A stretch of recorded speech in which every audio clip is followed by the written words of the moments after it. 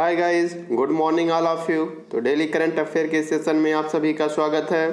तो आज का मोटिवेशनल कोट है, जिंदगी खेलती भी उसी के साथ है जो खिलाड़ी बेहतरीन होता है। दर्द सबके एक से हैं मगर हौसले सबके अलग अलग हैं। कोई हताश होकर बिखर जाता है तो कोई संघर्ष करके निखर जाता है। तो इस मोटिवेशनल कोट से आज के करंट अफेयर की शुरुआत करेंगे। तो आज का करंट अफेयर है, पद्म पुरस्कार विजेता डॉक्टर तेहमटन एराज उदवाडिया की more than just surgery life sessions beyond the OT शीर्षक से नई पुस्तक, इनकी एक नई पुस्तक है।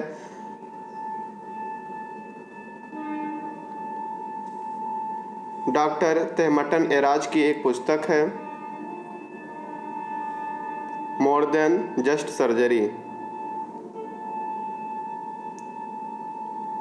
पद्म पुरस्कार विजेता डॉक्टर तेहमटन एराज उदवाडिया ने more than just surgery life sessions beyond the OT नामक एक नई पुस्तक लिखी है, जो सर्जरी की पृष्ठभूमि के खिलाफ लोगों की घटनाओं, आकांक्षाओं, विफलताओं और गैर बराबरी का एक व्यक्तित्व खाता है। यह पुस्तक penguin random house India PRHI की छाप पेंगुइन इवरी प्रेस द्वारा प्रकाशित की गई है। कहाँ से प्रकाशित की गई? पेंगुइन इवरी प्रेस द्वारा प्रकाशित की गई है। यह पुस्तक डॉक्टर तेहमटन एराज उदवाडिया की उनके छात्र वर्षों की यात्रा को रेजिडेंसी, अनुसंधान, सर्जिकल अभ्यास और सर्जिकल शिक्षण के माध्यम से उनके द्वारा सीखे गए पाठों को साझा करने के साधन से के रूप में दर्शाती है। नेक्स्ट करंट अफेयर क्या है? मंजीत मान की बाल पुस्तक द क्रॉसिंग, कौन सी पुस्तक? द क्रॉसिंग योटो कार्नेगी मेडल 2022 के लिए शॉर्ट लिस्टेड हुई है।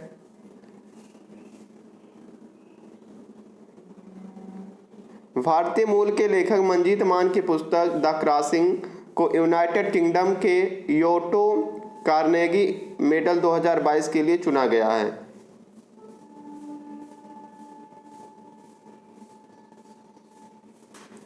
यूएस भौतिकीविद यूजीन पार्कर का 94 वर्ष की उम्र में निधन हो गया है। ये फिजिसिस्ट से एजन पार्कर पास्ट अवे 15 मार्च 2022 को अमेरिकी खगोल भौतिकीविद यूजीन न्यूमैन पार्कर का 94 वर्ष की आयु में शिकागो इलिनॉइस संयुक्त राज्य अमेरिका USA में एक सेवानिवृत्ति समुदाय में निधन हो गया। ये वे हैं जिन्होंने सौर भौतिकी में योगदान दिया। इनका जन्म 10 जून 1927 को ह्यूटन मिशिगन USA यानी अमेरिका में हुआ था। हाल ही में इनकी डेथ हो गई है। दादरा और नगर हवेली, दमन और दीव की बिजली वितरण उपयोगिता में 51% हिस्सेदारी हासिल करने के लिए टोरेंट पावर ने समझौते पर हस्ताक्षर किए हैं। यानी बिजली वितरण उपयोगिता में 51% हिस्सेदारी हासिल करने के लिए किससे समझौता किया है? टोरेंट पावर से। किस पावर से? टोरेंट पावर से समझौता किया है। टोरेंट पावर से समझौता किया है। Torrent power limited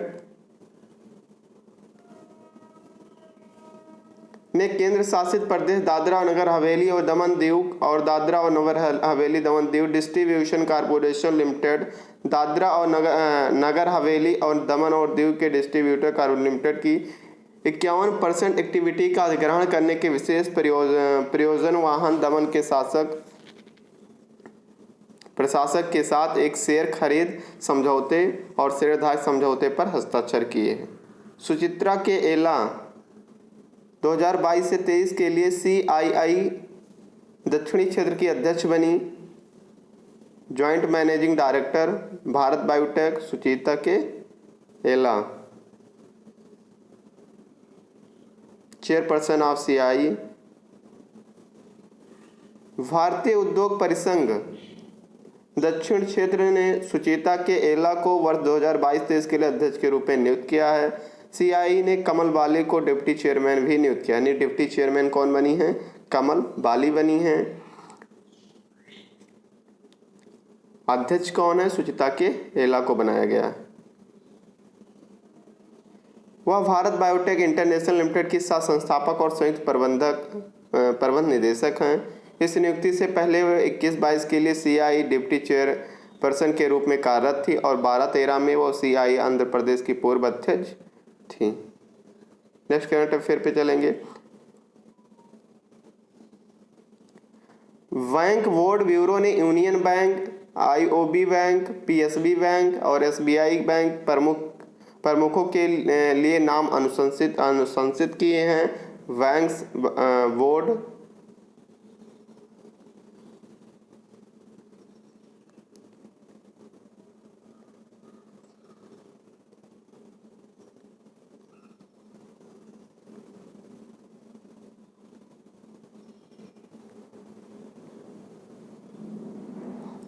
bank board bureau ने सार्वजनिक क्षेत्रीय उपक्रम में बैंकों union bank of India, Indian overseas bank, Punjab and Sindh bank, state bank of India में प्रबंध निदेशक यानी MD मुख्य कार्यकारी अधिकारी CEO के पद पर नामों की अनुशंसा की है।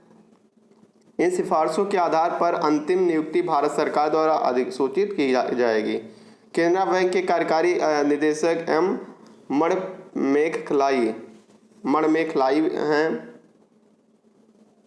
मणमेखलाई बनी हैं। यूनियन बैंक की जो है अध्यक्ष ये हैं। UBI के MD और CEO के पद के लिए अनुशंसित किए गए हैं। IOB के कार्यकारी निदेशक अजय कुमार श्रीवास्तव को बनाया गया है। किसको बनाया गया? अजय कुमार श्रीवास्तव को बनाया गया है इंडियन ओवरसीज बैंक के अध्यक्ष के रूप में, MD के रूप में इनको बनाया गया है। स्वरूप कुमार शाह को पंजाब एंड सिंध बैंक का MD बनाया गया है। आलोक कुमार चौधरी को SBI का MD बनाया गया है।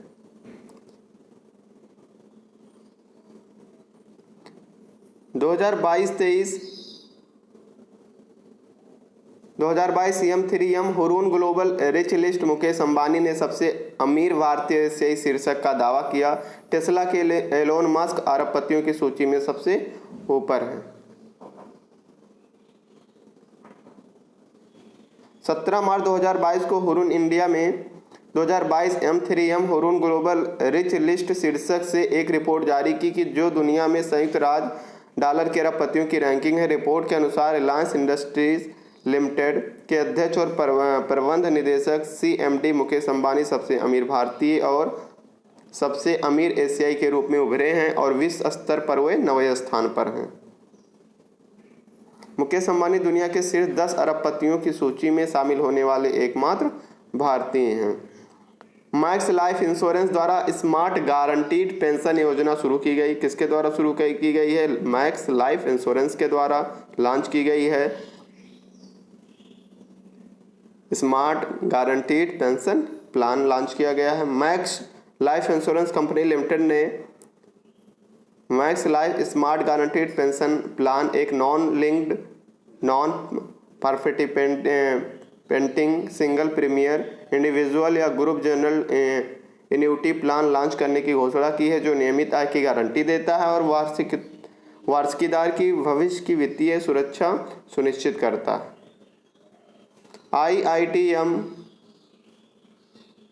IIT मद्रास इंक्यूबेशन सेल और RBI इनोवेशन हब ने फिटनेस स्टार्टअप पर समझौता किया है।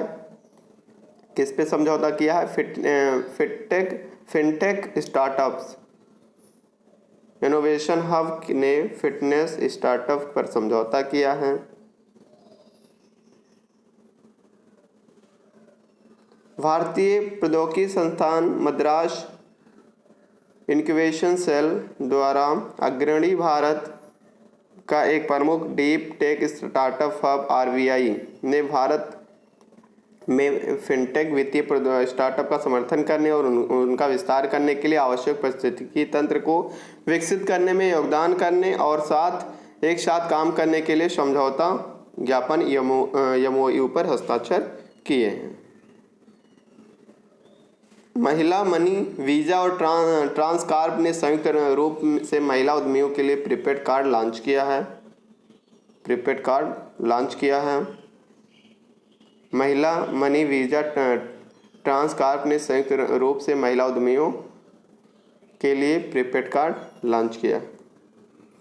डिजिटल भुगतान नेटवर्क महिला मनी, वीज़ा और ट्रांसकार प्रीपेड पेमेंट्स इंस्ट्रूमेंट्स ने महिला उद्यमियों को डिजिटल भुगतान का अधिक प्रभावी ढंग से उपयोग करने में मदद करने के लिए एक विशेष उत्पाद महिला मनी प्रीपेड कार्ड लॉन्च करने में भागीदारी की है।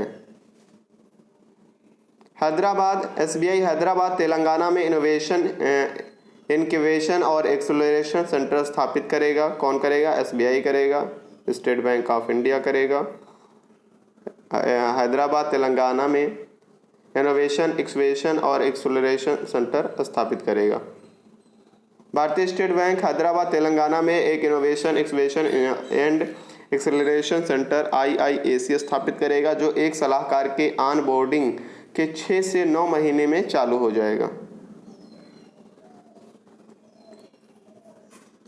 SGX ने जिफ्ट सिटी में NSE IFSC SGX कनेक्ट को पावर देने के लिए TCS को चुना। किसको चुना? TCS को।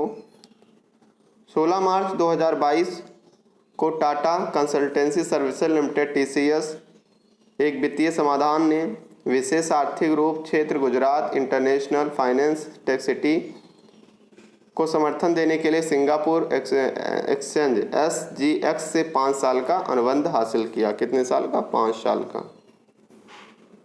ILO और ICAO ने विमानन उद्योग को मजबूत करने के लिए नए समझौते पर हस्ताक्षर किए हैं। अंतर्राष्ट्रीय श्रम संगठन ILO और अंतर्राष्ट्रीय नागरिक उड्डयन संगठन ने एक अच्छे काम को बढ़ावा देने और विमानन उद्योग में कोविड-19 महामारी से मानवतावादी आधारित पुनरुद्धार को सुदृढ़ करने के लिए एक नए समझौते पर हस्ताक्षर किए हैं। समझौते पर अंतर्राष्ट्रीय श्रम संगठन के महानिदेशक गाय राइडर और ICAO परिषद के अध्यक्ष साल्वाटोर सियाचिटानो ने हस्ताक्षर किए। इनकी 5 साल की अवधि है और नवीनीकरणीय। नेक्स्ट करंट अफेयर पे चलेंगे। Deloitte's global powers of retailing 2022 Reliance Retail 56वें स्थान पर और वॉलमार्ट INC सूची में सबसे ऊपर। ग्लोबल कंसल्टिंग फर्म डेलाइट की रिपोर्टिंग के अनुसार डिटेलिंग की वैश्विक शक्तियां चुनौतियों के बावजूद लचीलापन रिलायंस इंडस्ट्री लिमिटेड की सहायक कंपनी ने रिलायंस रिटेल लिमिटेड शीर्ष 250 वैश्विक खुदरा विक्रेताओं की सूची में 56वें स्थान पर हैं। नेक्स्ट करंट अफेयर पे चलेंगे। टोयोटा मिराई केंद्रीय मंत्री नितिन गडकरी ने नई दिल्ली में भारत का पहला ग्रीन हाइड्रोजन आधारित FCEV लॉन्च किया। किसने लॉन्च किया? नितिन गडकरी ने लॉन्च किया है। 16 मार्च 2022 को हाइड्रोजन द्वारा संचालित दुनिया का सबसे उन्नत ईंधन सेल इलेक्ट्रिक वाहन टोयोटा मिराई को नई दिल्ली में केंद्रीय मंत्री नितिन गडकरी सड़क परिवहन राज्य मंत्रालय द्वारा भारत में लॉन्च किया गया। यह पूरी तरह से हाइड्रोजन जनित बिजली से चलता है। यह लॉन्च दिल्ली में Toyota Kirloskar motor private limited और international centre for automotive technology द्वारा भारतीय सड़कों और जलवायु परिस्थितियों पर FCEV का अध्ययन और मूल्यांकन करने के लिए पायलट प्रोजेक्ट है। यह भारत में अपनी पहली तरह की पहली परियोजना भी है जिसका उद्देश्य ग्रीन हाइड्रोजन और FCEV प्रौद्योगिकी से है। भारतीय रेलवे ने भारत के लिए राष्ट्रीय रेल योजना 2030 तैयार किया। कौन सा योजना तैयार किया? रेल योजना 2030 तैयार किया। 2030 तक एक भविष्यवादी रेलवे प्रणाली के विकास के लिए भारतीय रेलवे भारत के लिए राष्ट्रीय रेल योजना 2030 लेकर आया। केंद्रीय मंत्री अश्विनी वैष्णव रेल मंत्रालय ने लोकसभा में प्रश्न के लिखित उत्तर में इस बारे में जानकारी प्रदान की। इसका उद्देश्य माल ढुलाई में रेलवे हिस्सेदारी को 45% तक बढ़ाने के लिए परिचालन क्षमता और वाणिज्यिक नीति पहल दोनों के आधार पर रणनीति तैयार करना है। नेक्स्ट करंट अफेयर पे चलेंगे। JSW सीमेंट ने कृषि अपशिष्ट को बायोमास ऊर्जा के रूप में उपयोग करने के लिए प्रिंसिपल के साथ समझौता ज्ञापन पर हस्ताक्षर किए। JSW सीमेंट ने अपने सीमेंट निर्माण कार्यों में बायोमास ऊर्जा के रूप में कृषि अपशिष्ट के अस्थायी उपयोग के लिए Punjab renewable energy system private limited के एक साथ समझौता एमओयू पर हस्ताक्षर किए हैं। प्रेसफेल भारत की सबसे बड़ी बायोमास एकत्रीकरण और घनत्व वाली कंपनी है। हाल ही में भारत के किस राज्य को विश्व बैंक ने भारत का पहला हरित राज्य बनाने की योजना को लेकर प्रतिबद्धता जताई है? तो विश्व बैंक ने किसको जताई है? हिमाचल प्रदेश को भारत का पहला हरित राज्य बनाने की योजना बनाई है। हिमाचल प्रदेश को किसने बनाई है? विश्व बैंक ने। हाल ही में भारत का पहला digital power water bank aquarium किस शहर में लॉन्च किया गया? तो बेंगलुरु में किया गया। कहाँ पे किया गया? बेंगलुरु में लॉन्च किया गया।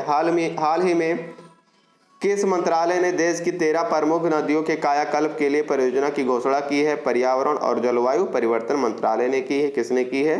पर्यावरण और जलवायु मंत्रालय ने देश की 13 प्रमुख नदियों के कायाकल्प की परियोजनाओं की घोषणा की है। नेक्स्ट करंट अफेयर पे चलेंगे। हाल ही में किस राज्य सरकार ने एक नई खेल नीति 2022 से 27 लॉन्च किया? तो ये जो 2022 से 27 लॉन्च किया है गुजरात सरकार ने। हाल ही में किस राज्य की पूर्व राज्यपाल सुश्री कुमुदवेन जोशी का निधन 88 वर्ष की उम्र में हुआ? तो ये आंध्र प्रदेश की पूर्व राज्यपाल थी सुश्री कुमुदवेन जोशी, जिनका हाल ही में निधन हो गया।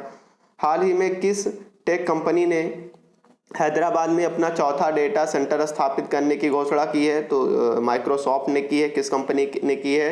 माइक्रोसॉफ्ट ने हैदराबाद में अपना चौथा डेटा सेंटर स्थापित करने की घोषणा की है। हाल ही में इंडिया ग्लोबल फोरम के वार्षिक शिखर सम्मेलन का आयोजन किस शहर में हुआ? तो ये जो हुआ है बेंगलुरु में हुआ है। हाल ही में शिक्षा मंत्रालय ने किसके सहयोग से कन्या शिक्षा प्रवेश उत्सव अभियान लॉन्च किया? तो यूनिसेफ ने किया। किस कंपनी ने किया? यूनिसेफ ने किया। हाल ही में भारत का पहला यूनिकॉर्न स्पोर्ट्स इंटरप्राइज कौन सा बना? Chennai super Kings. कौन बना है?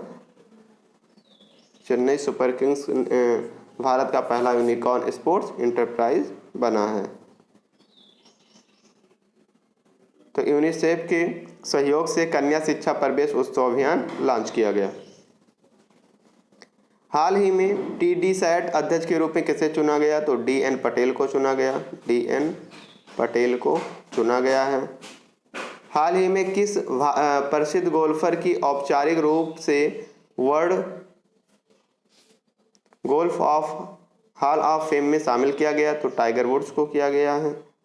हाल ही में जलवायु बल अंटार्कटिका अभियान के लिए किसका चयन हुआ है? तो आरुषि वर्मा का। किसका चयन हुआ है? हाल ही में आरुषि वर्मा का चयन हुआ है अंटार्कटिका अभियान के लिए।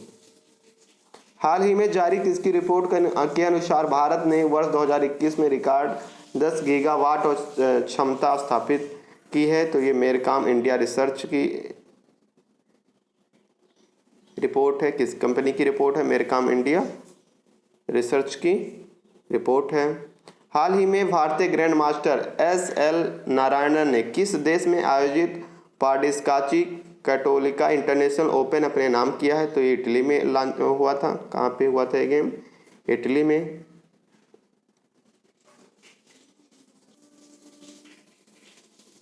हाल ही में किस मंत्रालय ने महिलाओं के लिए समर्थ नाम का विशेष उद्यमिता संवर्धन अभियान लॉन्च किया? तो MSME मंत्रालय ने किया है। हाल ही में पाई दिवस कब मनाया गया? 14 मार्च को।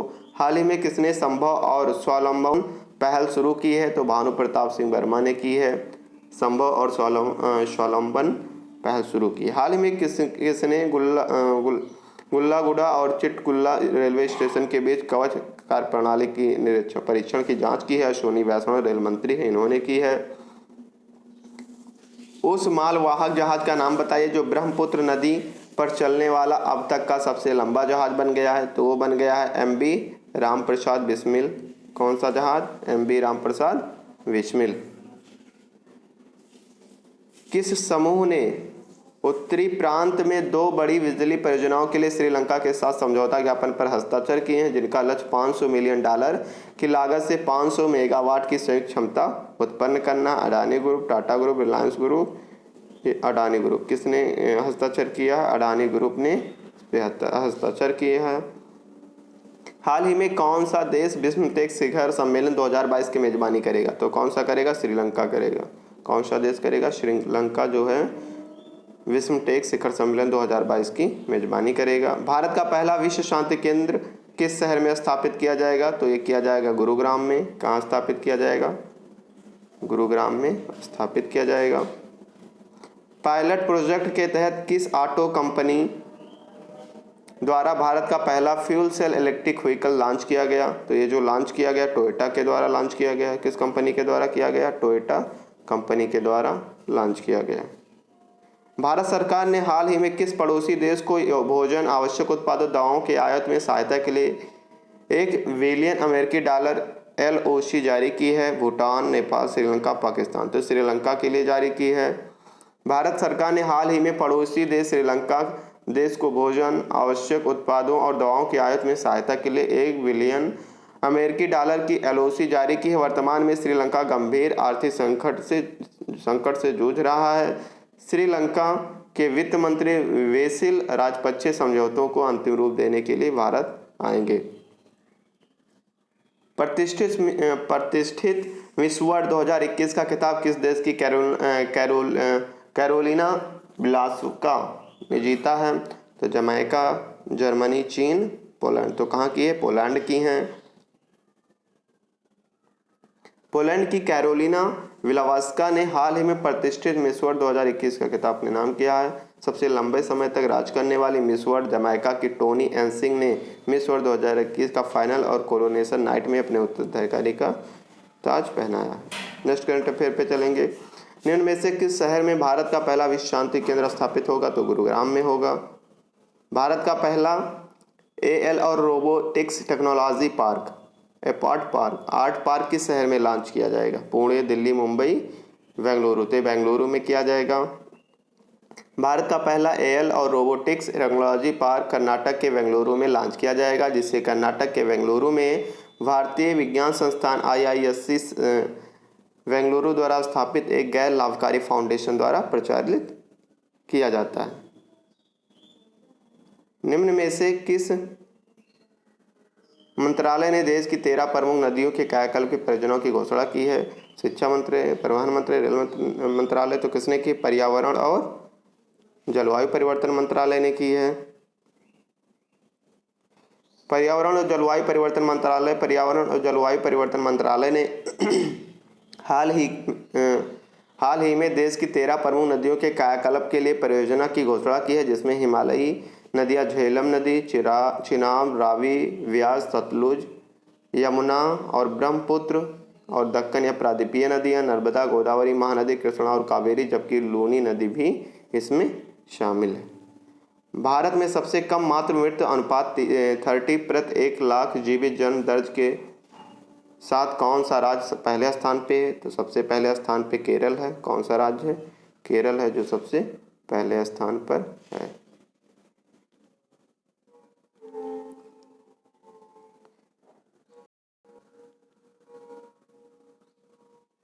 निम्न में से किस राज्य के IT मंत्री CN अश्वत्थ नारायण ने भारत का पहला डिजिटल वाटर बैंक डेटा इकोरिज्म लॉन्च किया? तो किस राज्य के मंत्री ने? कर्नाटक के। कहाँ के? कर्नाटक के बेंगलुरु में हुआ है। कर्नाटक के IT मंत्री CN अश्वत्थ नारायण ने हाल ही में देश का पहला डिजिटल वाटर डेटा बैंक इकोरिज्म लॉन्च किया, जो कि विभिन्न संस्थानों से प्राप्त जल डेटा की एक सूची है। यह पानी के विभिन्न पहलुओं के बारे में विश्वसनीय जानकारी प्रदान करता है। तो थैंक्स फॉर